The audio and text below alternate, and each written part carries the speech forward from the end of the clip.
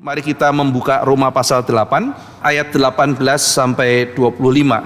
Sebab aku yakin bahwa penderitaan zaman sekarang ini tidak dapat dibandingkan dengan kemuliaan yang akan dinyatakan kepada kita. Sebab dengan sangat rindu seluruh makhluk menantikan saat anak-anak Allah dinyatakan. Karena seluruh makhluk telah ditaklukkan kepada kesia-siaan, bukan oleh kehendaknya sendiri, tetapi oleh kehendak Dia yang telah menaklukkannya.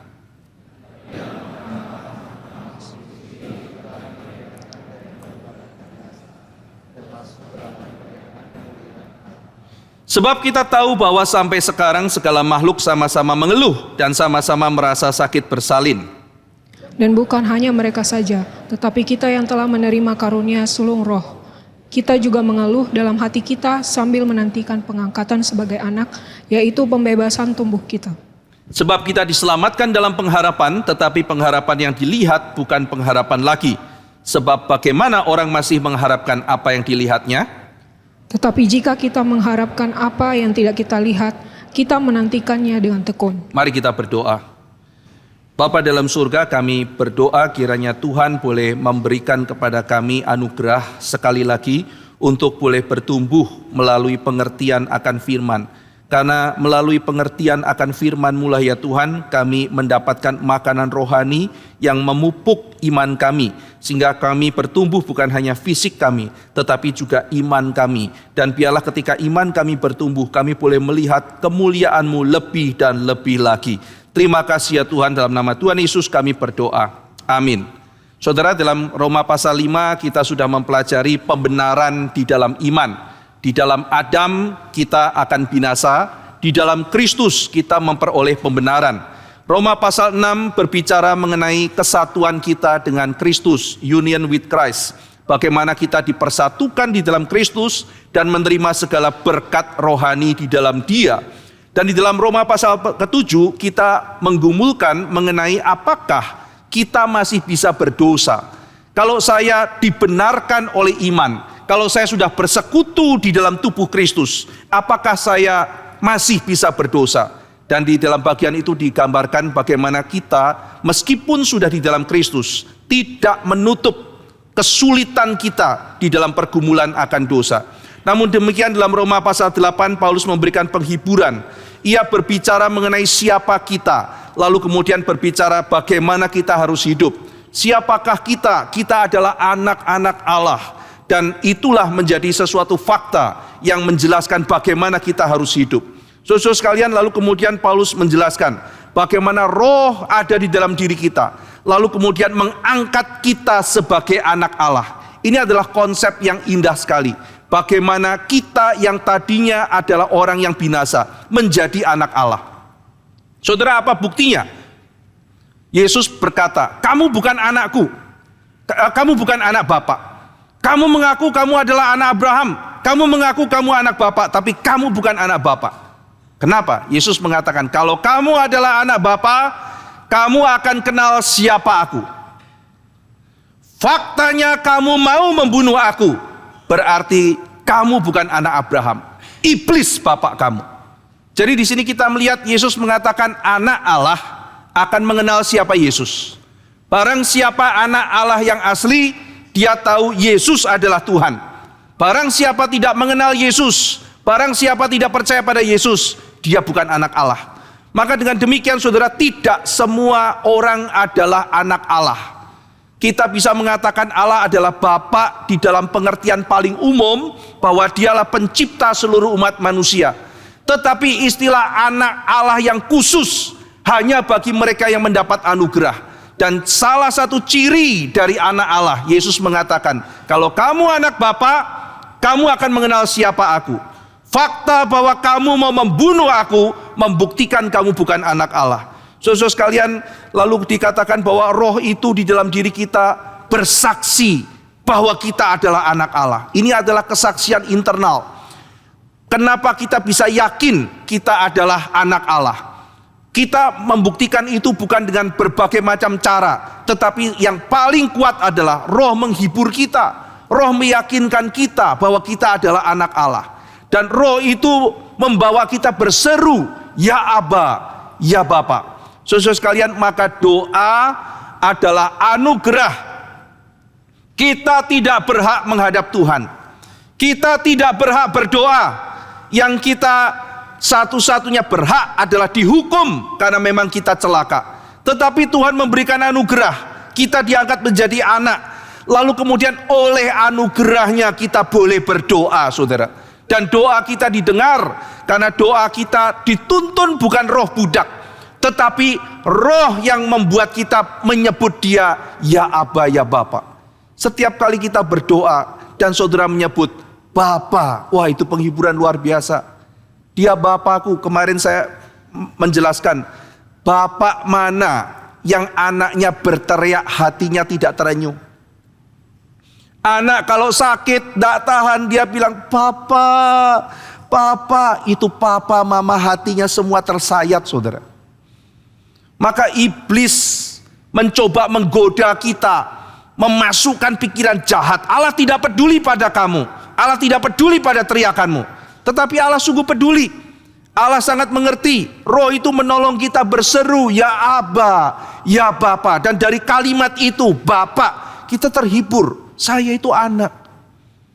Bapa tidak mungkin jahat kepada saya. Dia sudah berjanji. Bapa di dalam dunia tidak memberikan sesuatu yang jahat. Tidak memberi batu waktu anaknya minta roti. Tidak memberi ular waktu anaknya minta ikan. Kalau Bapa di dunia begitu baik, apalagi Bapamu di surga.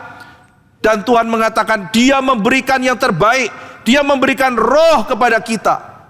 Dia memberikan yang terbaik yang tidak mungkin diberikan.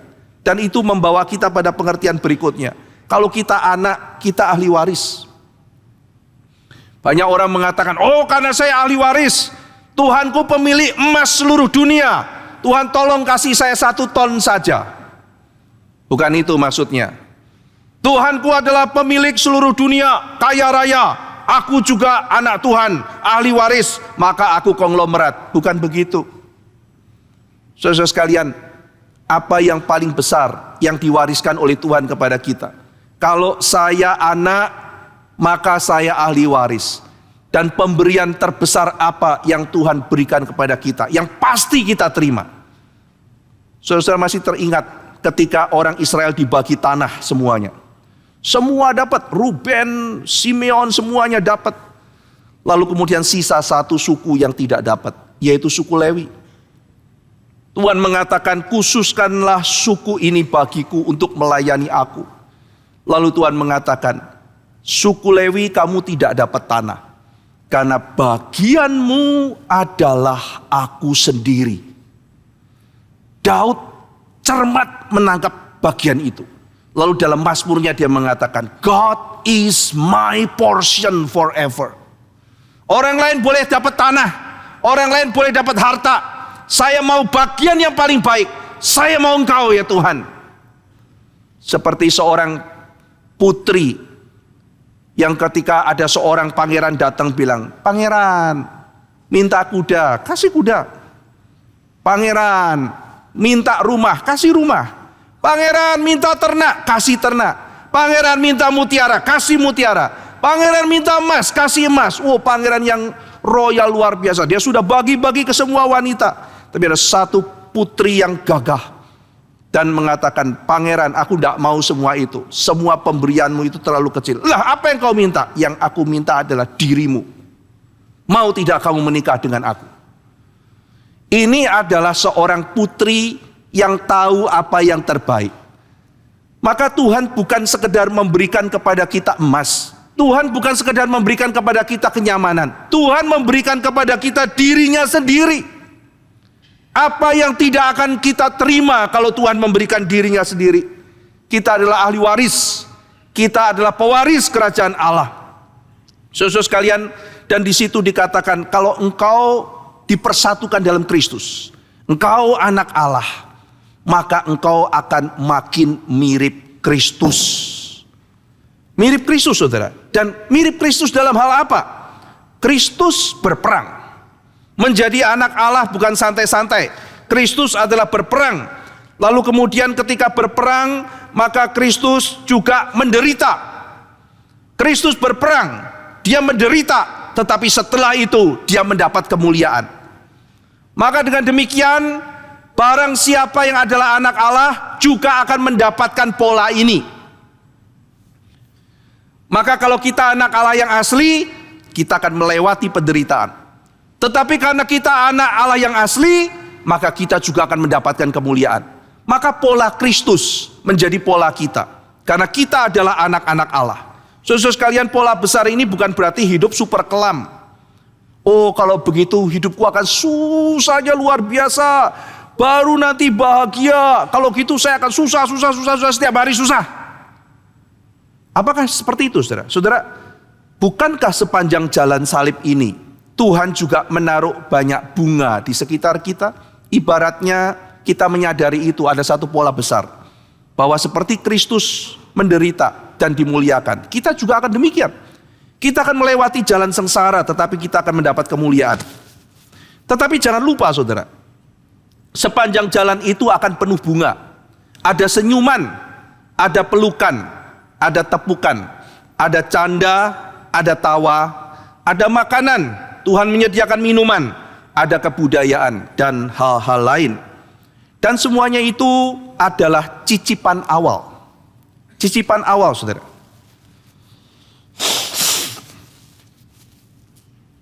Itu tanda yang mengingatkan kita akan kehadiran Tuhan. Itu adalah first fruit, nanti dikatakan. Jadi Tuhan itu juga baik, saudara. Dia memberikan kepada kita cicipan awal. Sehingga kita akan melewati pola Kristus. Kita akan menderita, lalu menerima kemuliaan. Tapi di tengah-tengah peperangan yang kita lewati ini, kita juga saling menguatkan satu dengan yang lain. Kita mencicipi sebagian kenikmatan yang akan kita peroleh kelak. Yaitu kenikmatan rohani bersama Tuhan di surga. Tetapi celakanya, saudara-saudara sekalian, kalau kita menjadikan cicipan awal itu sebagai tujuan dan melupakan peperangan yang harus kita jalani. Pola Kristus adalah kita menjalankan kehendak Allah. Tetapi ketika menjalankan kehendak Allah, dunia tidak suka. Maka kita akan dipersekusi oleh dunia. Kita akan ditekan oleh dunia. Maka kita menderita. Tapi di tengah-tengah penderitaan ada saudara seiman. Ada komunitas. Ada hal-hal yang baik yang Tuhan berikan. Ada pemberian-pemberian Tuhan. Dan itu menenangkan kita, mengingatkan kita, memberi semangat pada kita untuk maju lagi. Tapi sekarang dibalik. Saya masuk ke gereja untuk memberitakan Injil. Dan di tengah kesulitan besar dari dunia, Tuhan memberikan teman-teman mendukung saya penginjilan. Dibalik, saya ke gereja karena saya dapat teman-teman banyak, saya happy. Kenapa saya disuruh penginjilan lagi? Loh kok jadi begini ya gitu. Jadi kita sebetulnya untuk apa? Saya sama Tuhan dikasih banyak pemberian. Puji Tuhan ada rumah, puji Tuhan ada pasangan, puji Tuhan ada makanan. Ini semua adalah cicipan awal. Tapi saya dipanggil untuk melayani dia. Sekarang tanya, kenapa saya suruh pelayanan? Saya kan sudah enak-enak waktu sama keluarga. Kok jadi begini gitu? Saudara, kita perhatikan polanya. Menderita bersama dengan Kristus, lalu kemudian dimuliakan bersama dia. Kita jangan sampai lupa, saudara, mana yang utama, mana yang cicipan awal. Di tengah-tengah tugas itu Tuhan memberikan first fruit, cicipan awal akan apa yang akan kita alami kelak. Tapi kita mau tarik itu untuk sekarang, saudara. Kita lupa prioritas. Saudara-saudara, mana yang paling utama, mana yang adalah sekunder. Saudara, di dalam ayat 18 tadi Paulus mengatakan, sebab aku yakin. Dia yakin bahwa penderitaan zaman sekarang tidak sebanding dengan kemuliaan yang akan dinyatakan. Kata aku yakin itu pakai kata logisomai. Logika tuh saudara ya. Logisomai. Jadi aku yakin pakai kata logisomai. Ada kata logikanya. Jadi yakin di sini tuh bukan masalah subjektif, saudara. Bukan masalah psikologi perasaan, bukan. Misalnya nih saudara ya, gimana? Feelingku ya, aku yakin ini feelingku. Bukan begitu. Sebab aku yakin, pokoknya ini yang benar. Tahu dari mana? Datanya apa? Tidak ada, pokoknya benar. Tidak, saudara. Istilah sebab aku yakin di sini menggunakan kata logisomai. Jadi ini adalah hasil deteksi, hasil analisis data. Lalu dia melakukan deduksi, dia melakukan kesimpulan. Dia mempelajari doktrin union with Christ. Paulus membahas hal itu. Lalu kemudian dari situ muncul keyakinan yang sangat kuat bahwa berdasarkan doktrin itu, apa yang akan terjadi pada Kristus dideduksi itu akan terjadi pada kita. Berdasarkan pengamatan akan teologi dan dia sudah mempertimbangkan doktrin union with Christ, aku yakin, bukan sekedar psikologis, tetapi ini benar bahwa apa yang terjadi pada Kristus akan terjadi pada kita. Saudara sekalian, jadi di sini keyakinan Paulus bukan optimisme psikologis belaka, tetapi ini lebih kepada seorang akuntan yang memeriksa keuangan perusahaan. Lalu dia mengatakan, waduh, ini di awal-awal tahun ini memang kita tidak rugi, meskipun tidak untung. Tapi kalau saya lihat cash flow-nya lancar loh. Perusahaan ini cash flow-nya lancar. Dan dari progres 3 tahun, pertumbuhannya kok eksponensial ya. Meski masih kelihatan rugi. Dan dia menarik kesimpulan, kalau target return of investment-nya 15 tahun sudah tercapai hanya dalam waktu 3 tahun. Meskipun belum untung, maka sekarang saya ambil kesimpulan, ruginya sekarang ini tidak sebanding dengan beberapa tahun kemudian kita akan untung gila-gilaan. Jadi ini bukan sekedar perasaan, saudara. Tapi dari pengamatan, seorang akuntan menyimpulkan bahwa apa yang akan kami alami sekarang ini meskipun masih rugi, tidak akan sebanding dengan keuntungan besar. Ini 15 tahun prediksinya. 3 tahun sudah hampir ketutup. Wah, ini perusahaan bagus sekali. Gak kebayang berapa tahun lagi seperti apa. Jadi di sini kita melihat Paulus membandingkan apa yang aku alami penderitaan sekarang tidak sebanding dengan kemuliaan yang akan saya alami kelak. Jadi saudara sekalian, ketika Paulus melayani, dia bukan sekedar melayani dalam euforia atau romantika pelayanan. Pokoknya saya melayani, pokoknya saya apa. Bukan seperti itu, saudara. Tetapi ketika dia melayani, dia memiliki kesadaran doktrinal yang sangat dalam. Aku yakin. Enggak. Dia betul-betul mempelajari firman Tuhan dan dia menghidupi itu. Dia mau menjalankan yang Yesus ajarkan. Yesus mengajarkan apa, saudara? Kamu kalau mau ikut aku, kamu harus berhitung. Menarik bukan, saudara? Yesus bilang apa? Raja mana yang mau perang tidak hitung-hitungan dulu? Orang mana yang membangun tidak hitung-hitungan dulu? Saudara mau bangun rumah, ada budget. Harus ada hitung-hitungan. Kita mau membangun gereja, Pak Tong selalu umumkan, kita butuh sekian biayanya. Untuk strukturnya sekian, interior sekian, ada perhitungannya, saudara. Tidak ada saya mau bangun, saudara mari kita membangun. Berapa Pak? Tidak tahu, nanti terserah Tuhan. Ini kacau, saudara. Bangunan apa itu? Orang yang mau membangun, dia perhitungan dulu. Orang mau perang, kalkulasi dulu. Mau perang berapa lama, biaya berapa banyak. Saudara sekalian, Yesus mengajarkan itu. Sudahkah engkau berhitung ketika mengikut aku? Mengikut Yesus itu berat. Maka yang tidak berhitung akan segera kecewa. Nah, dalam hal ini teologi kemakmuran itu merusak keterampilan matematika dasar surgawi. Sekali lagi, saudara. Yesus bilang, ikut aku itu berat. Ayo hitung-hitungan. Yesus menantang, saudara. Kamu mau ikut aku tuh gak gampang loh. Kamu sudah berhitung belum? Orang aja mau ikut. Kenapa kita gak pernah hitung-hitungan ikut Tuhan? Karena kita dijanjiin semua enak-enak kok. Ikut Tuhan aja. Enak kok. Loh, kok begitu? Saudara baca kitab Injil. Yesus ketika menantang orang, dia ajak orang berhitung loh. Ketika ada orang mau ikut Yesus, kamu tahu tidak? Serigala punya liang, burung punya sarang. Anak manusia tidak punya tempat meletakkan kepalanya. Dia ajak ngitung, saudara. Yesus tidak takut untuk menyatakan dengan jujur, mengikut dia tidak gampang. Zaman sekarang, udahlah ikut gampang, nanti saya bantu. Loh, kok gimana mau bantu ikut Yesus? Pokoknya enak, gampang, ikut Yesus tuh enak, untungnya banyak. Rugi kalau di sana, sudah ikut gereja aja. Nanti karir lancar, nanti apa, bisa dibantu. Ini namanya Kristen beras. Zaman dulu orang Tionghoa mau jadi Kristen karena dikasih beras. Tetapi sekarang banyak orang Tionghoa mau jadi Kristen. Bahkan ketika dianiaya, itu Kristennya, imannya tulangnya lebih kuat, saudara. Dia tidak peduli mau dianiaya, yang penting dia mau ikut Yesus. Nah, ini iman yang benar, saudara. Teologi kemakmuran merusak keterampilan matematika dasar. merusak perhitungan yang justru menguatkan hati. Saya mengatakan orang Kristen abad pertama ketika ikut Tuhan itu sedang masuk barak militer. Hari pertama dia terima Tuhan Yesus, dia tahu saya adalah saksi, saya bersaksi bagi Kristus. Saya masuk gereja diperlengkapi untuk bersaksi. Christian Smith, sosiolog, mengatakan zaman sekarang orang ke gereja itu terapi. Aku ada problem, banyak masalah. Aku mau ke gereja, kok nggak diperhatiin, aku kecewa, aku pergi. Sangat berbeda sekali mentalnya, saudara. Mengikut Tuhan seperti apa.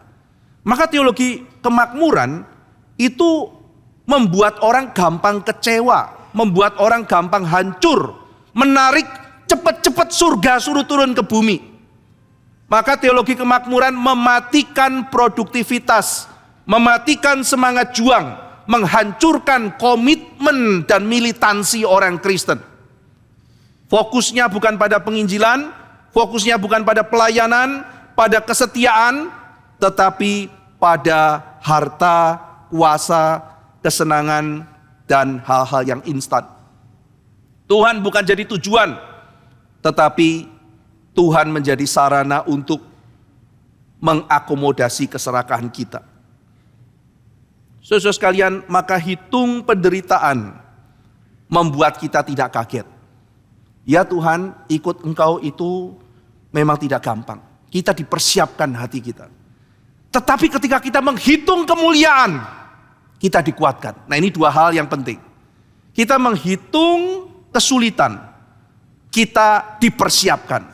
Kita sudah prediksi ikut Tuhan tidak akan gampang. Saya mau misalnya diminta untuk urus pembangunan gereja. Saya sudah tahu kira-kira apa yang akan terjadi. Akan ditolak, akan ribut, masyarakat akan didemo dan sebagainya. Maka bersama dengan pengurus, mari kita kuatkan hati kita.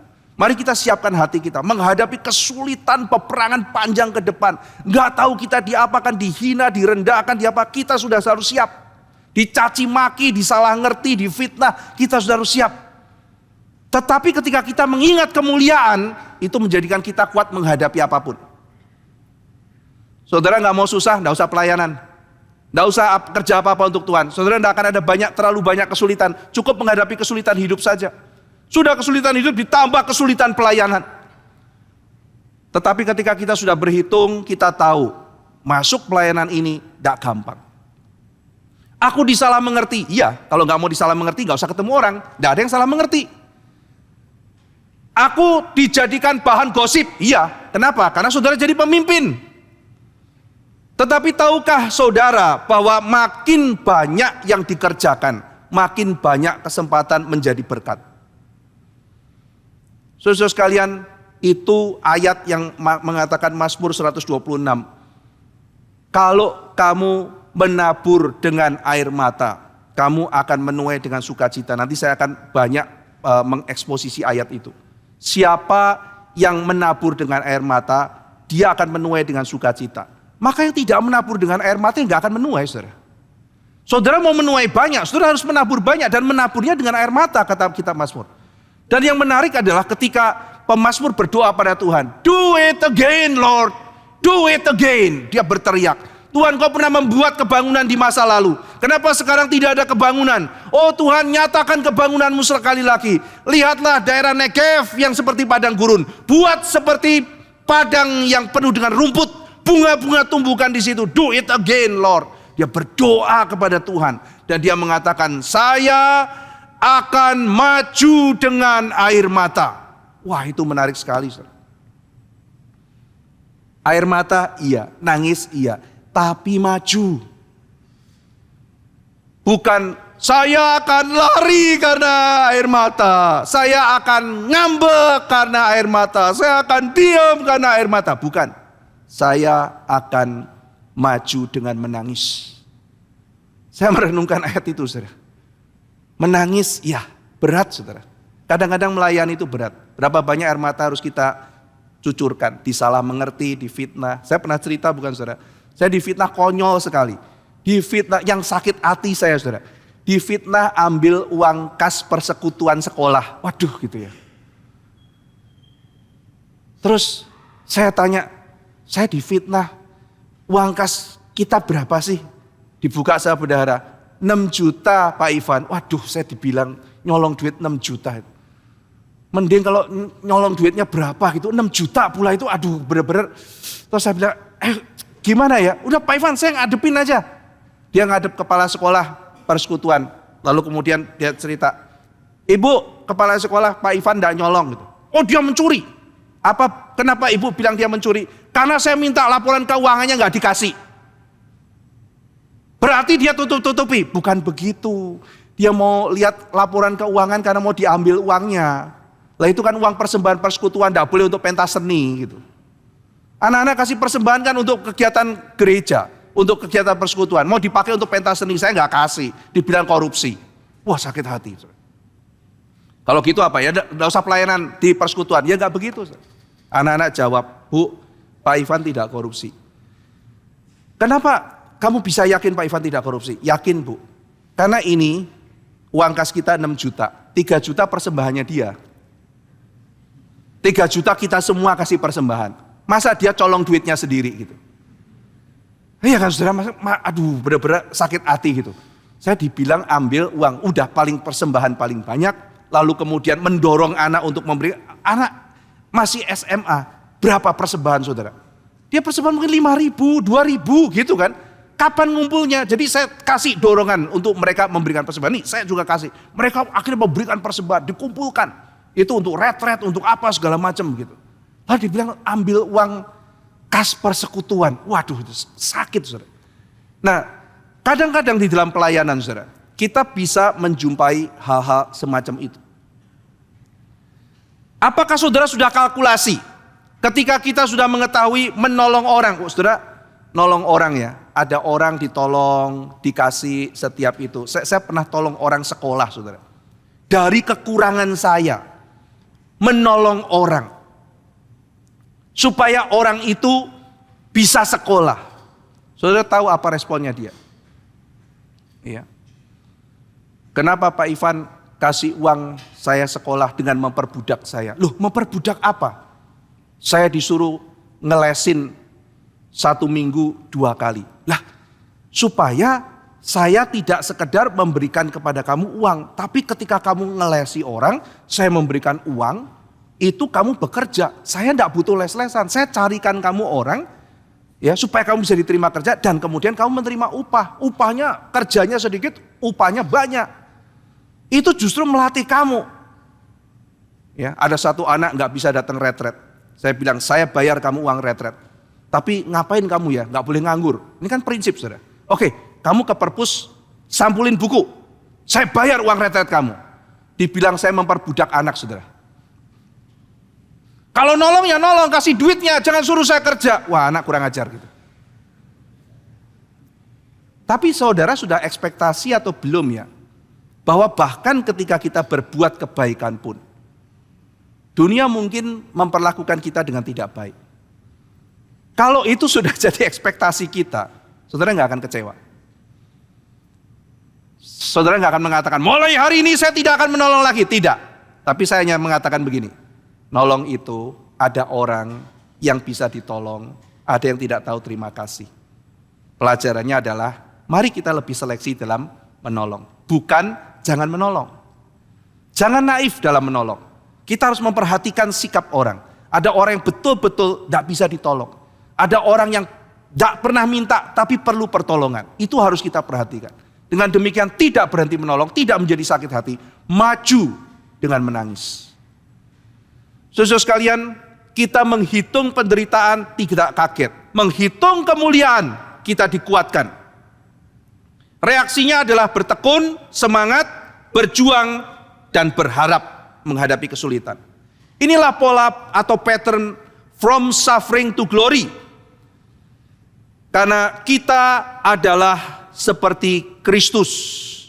Nah saudara sekalian, suffering and glory membedakan 2 macam era di bagian ini. Yaitu saat ini dan saat yang akan datang. Itu dalam Alkitab namanya adalah present age, masa kini yang penuh dengan kejahatan. Dan age to come, yaitu masa di mana akan disempurnakan langit dan bumi yang baru. Kristus turun ke dalam kedua kalinya. Nah tetapi di dalam masa antara ini, dalam present age, suffering dan glory tidak bisa dipisahkan. Semua orang yang mengalami kemuliaan akan menghadapi suffering.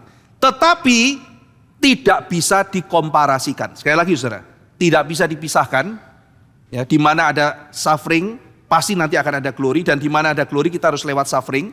Tetapi Alkitab mengatakan tidak bisa dikomparasikan. Jangan bandingkan, terlalu besar. Saudara tidak mungkin membandingkan lilin dengan matahari, bukan? Penderitaan itu kayak lilin, kemuliaan itu kayak matahari. Tidak bisa dikomparasikan. Maka sekarang kita nggak ngerti kemuliaan besar apa yang akan kita terima. Kita bisa ngomel, Tuhan kenapa aku susah? Tuhan kenapa aku begini? Tuhan kenapa aku begitu? Saudara, Paulus memberi penghiburan. Tenang, meskipun kelihatan hidup ini lama, tetapi ini sebentar dibanding dengan kemuliaan yang akan datang. Saudara, pernahkah saudara berpikir ada orang yang cerita hidupnya lain-lain? Ada orang yang kelihatannya sangat senang. Ada orang yang kelihatannya penuh dengan kesulitan. Apakah saudara pikir Tuhan tidak berkenan pada orang tersebut? Tuhan tidak ada bagian untuk orang tersebut? Lain saudara, tidak demikian. Yang kita ketahui adalah semua orang punya story masing-masing untuk memuliakan Tuhan dengan cerita hidupnya yang berlainan itu. Dan semua orang yang setia pada Tuhan akan mendapat kemuliaan kelak. Di mana janji Tuhan yang pasti, kata Paulus. Semua penderitaan yang kita alami tidak pernah bisa dibandingkan dengan kemuliaan kekal yang akan kita terima. Itu janji Tuhan, itu kepastian yang diberikan kepada kita. Saudara sekalian, maka bagi Paulus jangan bandingkan. Itu yang menyebabkan Paulus berjuang dengan gigih, melayani meski hidupnya penuh dengan kesulitan. Pasir tidak bisa dibandingkan dengan gunung Himalaya.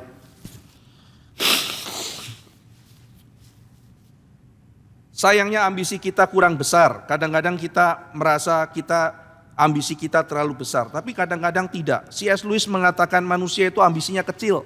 Ambisi hanya pada seks, kesuksesan dan lain-lain. Alkitab mengajarkan kita berambisi lebih besar dari itu. Kita seperti anak kecil yang suka main lumpur padahal mau diajak berlibur ke pantai yang indah. Alkitab mengajarkan pada kita untuk mempunyai ambisi sorgawi yang lebih besar dari ambisi duniawi. Nah saudara-saudara sekalian, masuk ke ayat ke-19. Setelah ayat 18 mengajarkan kepada kita mengenai penderitaan dan bagaimana tidak bisa dikomparasikan dengan kemuliaan. Lalu kemudian ayat 19 sampai 22 berbicara mengenai keluhan. Nanti sampai ayat 27 ada 3 yang mengeluh saudara. Yang pertama, seluruh ciptaan mengeluh. Yang kedua, ayat 23, kita anak-anak Tuhan juga mengeluh. Yang ketiga, kita akan bahas pertemuan selanjutnya. Roh Kudus mengeluh. Roh Kudus keluh kesah, saudara. Yang pertama, susah dipahami bukan? Ciptaan mengeluh. Apa itu? Yang kedua, saya mengeluh. Ini gampang dipahami. Ya, siapa tidak pernah mengeluh, saudara? Ini gampang dipahami. Yang ketiga, lebih susah dipahami. Roh Kudus berkeluh kesah. Nah, ini 3 hal yang menarik dan kita akan mulai dari yang pertama. Ciptaan mengeluh. Ya, nanti dikatakan mereka semua berkeluh kesah, saudara. Nah, jadi kalau ayat 22 mengatakan segala makhluk sama-sama mengeluh dan sama-sama merasa sakit bersalin. Pertanyaannya, siapa itu segala makhluk? Jadi kata Yunani yang dipakai itu bisa diterjemahkan creature. Misalnya King James menerjemahkan creature, maka diterjemahkan makhluk.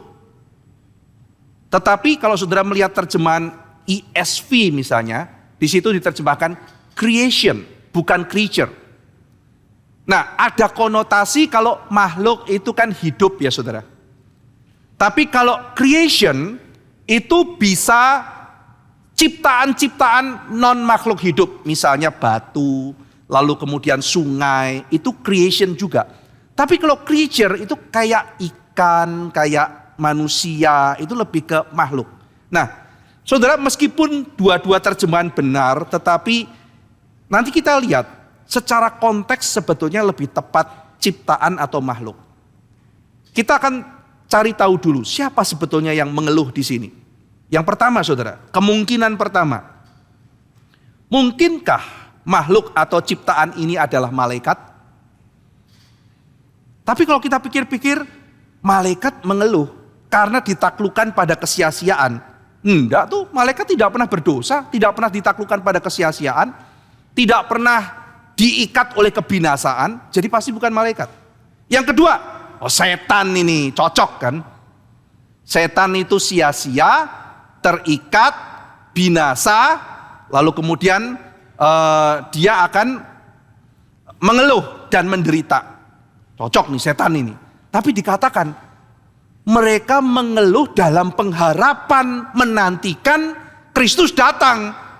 Mana ada setan mengharapkan Yesus datang. Jadi pasti bukan setan gitu kan ya. Yang ketiga, orang percaya. Oh, nanti dibahas di ayat 23. Berarti ini kan bukan orang percaya. Iya kan? Orang tidak percaya bagaimana? Loh, orang tidak percaya tidak mungkin dipulihkan. Di sini dibilang ciptaannya ini mengeluh, lalu tapi nanti akan dipulihkan bersama dengan anak-anak Allah. Nah, orang tidak percaya kan nggak dipulihkan bersama dengan anak-anak Allah. Berarti siapa ini? Berarti bukan keempat hal ini. Jadi kita bisa ambil kesimpulan, makhluk atau ciptaan ini adalah seluruh kosmik secara fisik, semesta fisik. Sungai, gunung, seluruh ciptaan ini, saudara. Yang non makhluk hidup. Non manusia. Jadi ini adalah ciptaan secara keseluruhan. Nah, berarti di sini Paulus sedang melakukan sesuatu personifikasi. Seolah-olah gunung bisa mengeluh, seolah-olah sungai bisa mengeluh, seolah-olah bebek mengeluh gitu ya saudara ya. Jadi seluruh ciptaan, maka kita melihat konteksnya ciptaan atau makhluk ini adalah ciptaan selain manusia secara keseluruhan. Nah, jadi dikatakan saudara, bahwa seolah-olah mereka itu juga menantikan pemulihan dari Tuhan. Dikatakan di sini di dalam ayat 19, menantikan ini saudara ya. Itu kata menantikan itu seperti ini, saudara ya. Jadi kayak jinjit menjulurkan kepala ke depan. Jadi kayak ngelongok gitu saudara, mau tahu gitu. Oh gitu. Jadi sangat kepingin tahu hari depan. Ya. Jadi menantikan dengan sangat rindu itu seperti orang dengan antusias berjinjit menjulurkan kepala ke depan. Jadi melihat dengan penuh antisipasi. Jadi ciptaan itu nggak sabar, kayak tidak sabar menanti dipulihkan. Kita tahu saudara bahwa bukan hanya kita yang berdosa, tetapi ciptaan itu rusak. Nah, ciptaan seolah-olah menantikan cepat-cepat kapan Tuhan datang untuk memulihkan kami juga. Saudara sekalian, kita ingat bahwa ciptaan rusak karena manusia berdosa, bukan? Adam berdosa, lalu Tuhan mengatakan karena engkau tanah ini akan dikutuk. Karena Adam berdosa, maka ciptaan mengalami kutukan Tuhan. Ibaratnya saudara, kalau seorang raja yang mulia itu jatuh, seluruh kerajaannya yang megah akan terbengkalai, bukan? Raja yang besar jatuh kuasanya. Tembok-tembok sebentar jadi roboh. Atap-atap segera bocor. Nggak lama serangga di mana-mana. Nggak kerawat kok. Kerajaan jadi kumuh. Kerajaan jadi kotor. Got-got mulai mampet. WC bau sekali. Sampah menumpuk. Kenapa? Rajanya sudah kolaps. Rajanya sudah jatuh. Nggak punya kuasa lagi. Demikian saudara-saudara sekalian. Ketika manusia jatuh, sang raja ciptaan jatuh, maka seluruh ciptaan menjadi rusak. 5 kata yang dipakai di bagian ini menggambarkan kondisi manusia yang dipakai sebagai personifikasi alam. Pertama, sia-sia. Manusia dihukum hidupnya meaningless, tidak ada arti. Adam, kau akan kerja dari pagi sampai malam, tapi kemudian kamu susah payah dan kembali jadi debu. Apa maknanya kerja? Orang bergumul dengan hal itu. Berapa banyak orang tidak mendapatkan makna di dalam pekerjaannya. Perempuan kau akan susah payah waktu mengandung. Bukan hanya waktu mengandung, saudara. Setelah lahir membesarkannya pun cucur air mata. Kita semua tahu parenting tidak gampang. Kalau enggak, seminar parenting itu enggak akan laku, saudara. Saya membaca algoritma YouTube yang banyak paling laku adalah yang berkait dengan pertama kekayaan, saudara. Rahasia investasi cepat gitu ya. Mendapatkan 100 miliar pertama dengan easy gitu ya. Wah, itu orang, cara aku bangkit dari minus menjadi super surplus gitu ya. Kaya, muda, energik, mudah. Nah itu biasanya laris gitu kan ya. Yang berkait dengan kekayaan. Yang kedua, saudara, yang berkait dengan kesehatan. Ya. Yang berkait dengan kesehatan itu laku, saudara. Cara jitu lepas dari depresi, itu laku. Apalagi sekarang kesehatan mental gitu ya. Tubuh fit, murah dan sebagainya. Cara diet paling efektif sedunia, gitu ya. Dijamin 1 minggu turun 15 kilo. Wah, semua orang lihat itu. Apa ini gitu ya? Tanpa lapar pula gitu ya. Makan enak, ini apa ini gitu kan ya. Iya, jadi orang suka yang begitu. Yang ketiga, parenting, saudara, laku. Nah ini kan menunjukkan, saudara, riset-riset seperti ini kan menunjukkan ini sesuatu yang dicari oleh manusia, parenting. Membesarkan anak, boleh screen time, apa. Kenapa orang gitu? Karena membesarkan anak tidak gampang. Tapi orang tahu itu penting. Sia-sia, saudara. Jadi ciptaan juga mengalami hal itu, bukan? Diperbudak, manusia diperbudak. Ciptaan seolah diperbudak.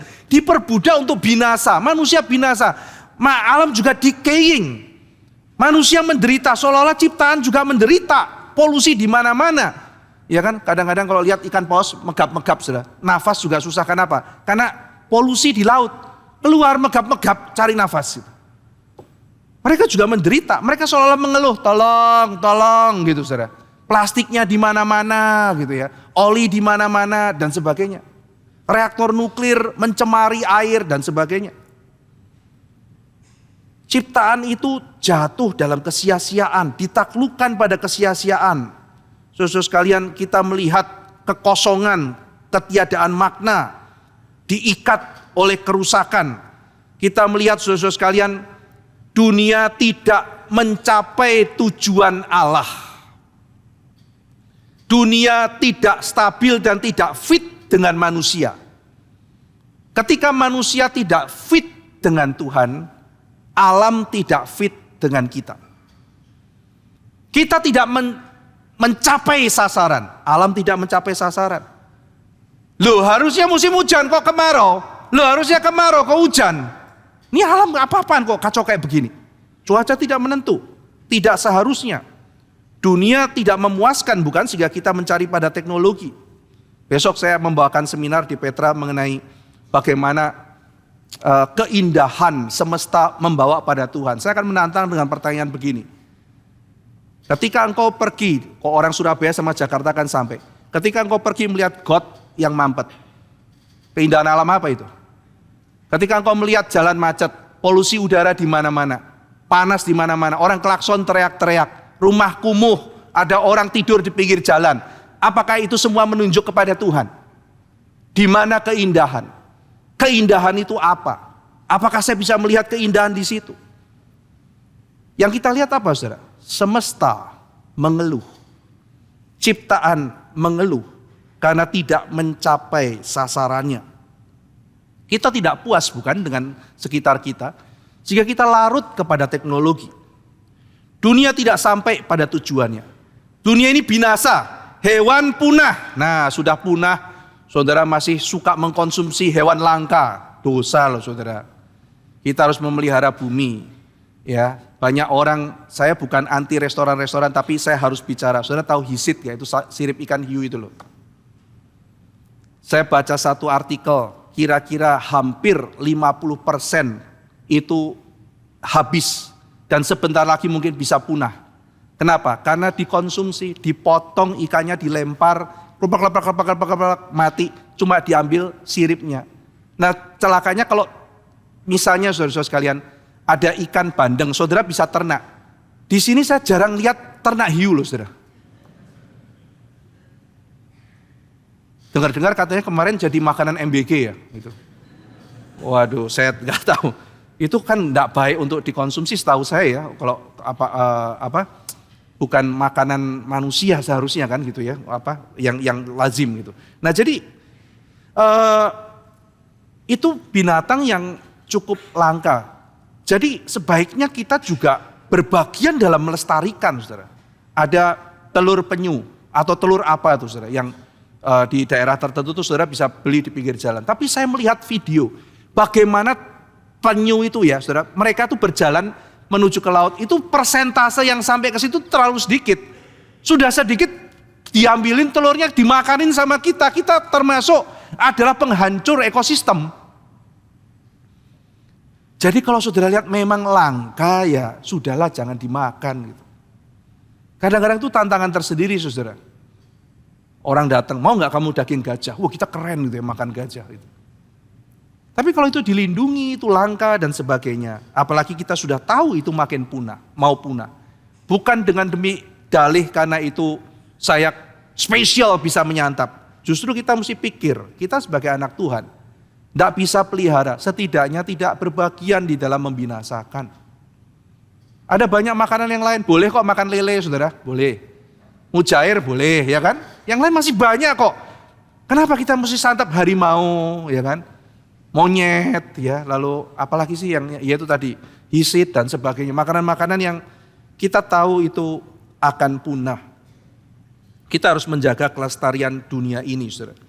Nah, jadi dunia ini akan decaying, saudara. Ada serbuan binatang buas, ada pandemi, hama, kebakaran hutan, gempa, banjir, tsunami, kekurangan air, angin badai dan sebagainya, saudara. Nah, dengan demikian kita melihat meskipun mereka semua mengeluh, Tuhan berjanji bahwa ciptaan akan dipulihkan. Jadi keselamatan itu bukan cuma kita, saudara. Tetapi tubuh kita juga akan dipulihkan. Bukan cuma jiwa kita akan mendapat tubuh yang baru.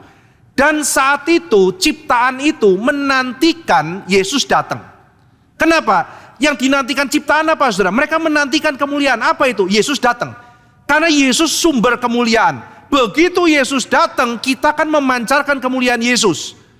Kalau kemuliaan Yesus makin transparan dinyatakan, makin besar, kemuliaan kita juga makin besar. Karena kita memancarkan kemuliaan Kristus. Waktu Yesus datang, saya tambah mulia. Dan ketika kita dipulihkan, seorang raja yang dipulihkan, kerajaannya juga dipulihkan. Saudara lihat kaitannya. Tuhan berjanji Yesus datang kembali. Dia memulihkan kita. Dan dia akan memulihkan dunia ini. Dan dunia ini menjadi klop dengan kita yang klop. Sebagaimana kita klop dengan rencana Tuhan. Demikian dunia menjadi fit dengan kehidupan kita. Dunia akan dipulihkan. Dunia tidak lagi terikat dan diperbudak oleh kesia-siaan. Tetapi dunia menjadi pulih kembali. Nah, saudara-saudara sekalian, Alkitab mengatakan hewan buas akan bercengkrama dalam damai. Nanti saudara kalau lihat ular gitu ya, kluk, saudara gak akan dipatok gitu ya, elus ular ya kan, bersihin detailing ini gigi harimau gitu kan ya. Jadi nanti dokter gigi ada kerjaan baru, ini kotor ya harimau gitu ya, dibersihin gitu ya. Jadi akan menjadi seperti itu, sehingga itu justru membuat kita makin ada harapan. Ada sebuah kepastian untuk menjaga kelestarian alam. Jadi saudara jangan pikir begini, nanti dunia akan dipulihkan oleh Tuhan, mari kita rusak saja nanti akan dipulihkan. Enggak. Loh, justru karena ada janji alam dipulihkan, kita harus memelihara alam. Justru karena Tuhan janji akan memulihkan keadilan, kita harus bertarung untuk keadilan. Justru karena Tuhan akan memberikan kebebasan sejati, kita bertarung untuk kebebasan, saudara. Maka pertarungan kita itu meskipun kelihatan kalah, bermakna dan berarti. Saudara menjaga kelestarian bumi, meskipun tanda kutip kita dihabisi oleh berbagai macam hal. Seolah-olah yang kita lakukan sia-sia. Tetapi bukan berarti kita harus berhenti, saudara. Justru karena ada janji itu, bahwa Allah akan memulihkan semesta ini. Saudara sekalian, yang dinantikan ciptaan adalah kemuliaan Kristus. Kristus memulihkan kita dan kita yang dipulihkan. Ketika Raja dibangkitkan, kerajaan jaya, rakyat tidak kelaparan, seluruh kerajaan menjadi cemerlang. Dan di ayat 23 dikatakan, ya, bukan hanya mereka, kata Alkitab, kita yang menerima first fruit karunia sulung roh, kita juga mengeluh dalam hati sambil menantikan pengangkatan, sambil menantikan. Jadi saudara, kita melihat saudara, apa bedanya kita menderita dengan orang dunia menderita? Alkitab selalu mengatakan kita menderita dalam pengharapan. Jadi kita bukan menderita saja, kita menderita dalam pengharapan. Dikatakan dalam Alkitab seperti orang yang sakit bersalin. Ayat 22, seperti orang yang sakit bersalin. Seorang ibu ketika mengandung dia tahu saudara, dia tidak akan sakit selama-lamanya. Dia tahu segera dia akan melahirkan. Jadi sang ibu mengatakan, tidak apa-apa 9,5 bulan, setelah itu saya akan melahirkan seorang anak, aku akan jadi seorang ibu. Aku akan menjadi seorang ibu dari anakku. Itu yang dipikirkan oleh dia, saudara. Maka semua sakit itu dihadapi, saudara. Dia sakit dalam pengharapan. Ya. Kadang-kadang orang baru menikah, aku tidak mau punya anak, tidak enak. Mulai pikir-pikir, sepi ya, lihat orang lain gendong anak, mulai ngomong sama suami. Sepertinya kita harus programkan. Gitu ya. Dah punya anak, mual-mual, trauma ya, anak pertama. Sudah ya, aku juga ketakutan, katanya waktu ngelahirin sakitnya minta ampun gitu ya. Dikasih kekuatan sama suaminya. Terus mulai melahirkan anak pertama, sakit, kapok, gak mau lagi. Begitu anak lihat lahir, yang kedua bolehlah gitu ya. Ya. Kedua, ketiga, keempat, kelima. Saya pernah dengar cerita satu orang punya anak 4, dibilang dulu katanya mau punya 1 Pak. Tapi ternyata setelah 1 berani 2, berani 3. Kenapa saudara? Dia belajar sesuatu. Sakit sementara, tetapi ada sukacita yang muncul setelah itu.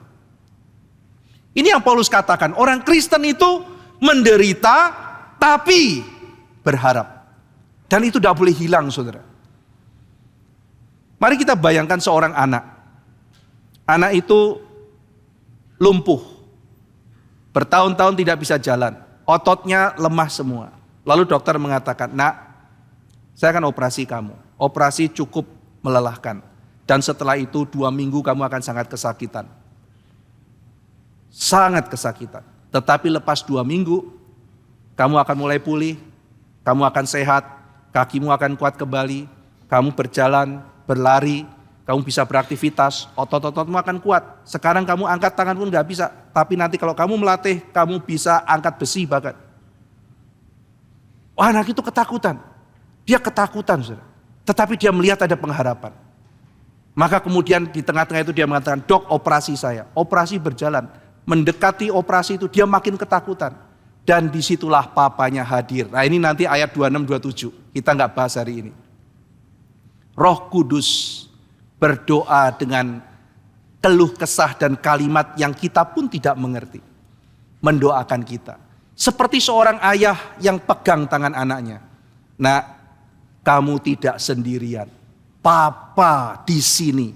Waktu dokter operasi, papa di sini. Waktu pemulihan kamu sakit, papa di sini. Dan papa akan jamin kamu akan baik-baik saja. Dan pegang tangan papanya. Dia menjalani operasi itu dengan kekuatan. Itulah kehidupan orang Kristen, saudara. Menderita. Sama, beda. Ada yang pegang tangan kita. Dan ada pengharapan pasti di depan. Saudara sekalian, mari kita menjalani sukacita. Meskipun kadang-kadang jalannya tidak mudah. Tapi kita tidak boleh kehilangan pengharapan. Mari kita berdoa. Bapa dalam surga, terima kasih untuk firman yang limpah yang kami terima dari Roma pasal 8.